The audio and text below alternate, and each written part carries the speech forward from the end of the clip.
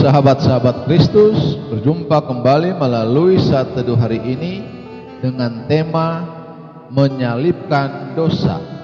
Kita akan merenungkan tema ini melalui bagian Alkitab yang terambil dari kitab Injil Lukas pasal 23 ayat 26 sampai 32 yang berbunyi demikian.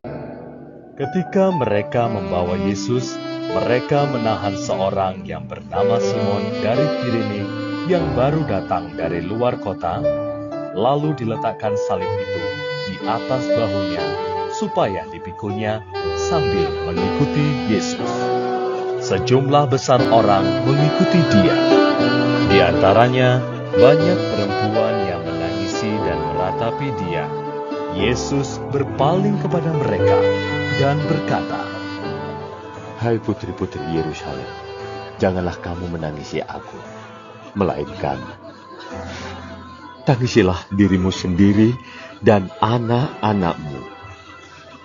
Sebab lihat, akan tiba masanya orang berkata, berbahagialah perempuan mandul dan yang rahimnya tidak pernah melahirkan, dan yang susunya tidak pernah menyusui.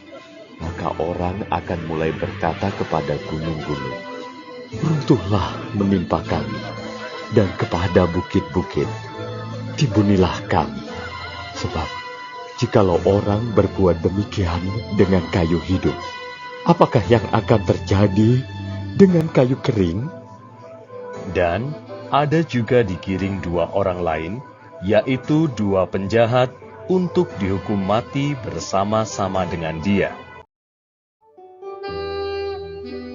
Sahabat-sahabat Kristus, ayat hafalan yang menjadi perenungan kita hari ini terambil dari kitab Injil Lukas pasal 23 ayat 28 yang berbunyi, Yesus berpaling kepada mereka dan berkata, "Hai putri-putri Yerusalem, janganlah kamu menangisi aku, melainkan tangisilah dirimu sendiri dan anak-anakmu." Sahabat-sahabat Kristus, Paskah telah kita lalui dan biasanya gereja sibuk dengan berbagai persiapan perayaannya, termasuk latihan drama tentang penyaliban Yesus yang catatannya kita baca hari ini. Sambil berlatih, adakah kita membayangkan kondisi Yesus saat itu? Sahabat-sahabat Kristus, setelah pergumulan rohani yang berat di Getsemani tanpa tidur sedikit pun, setelah semua penderitaan fisik dan mental di depan pengadilan, tentulah tubuh yang penuh luka-luka itu sangat lemah dan lelah. Mungkin karena itu dia tidak kuat memikul salibnya, dan Simon dari Kirene ditarik untuk membantu. Isak tangis suara pengikut Yesus mengiringi perjalanannya menuju Bukit Tengkorak. Yang mengejutkan, Yesus menegur mereka agar tidak menangisi dirinya, tetapi diri sendiri.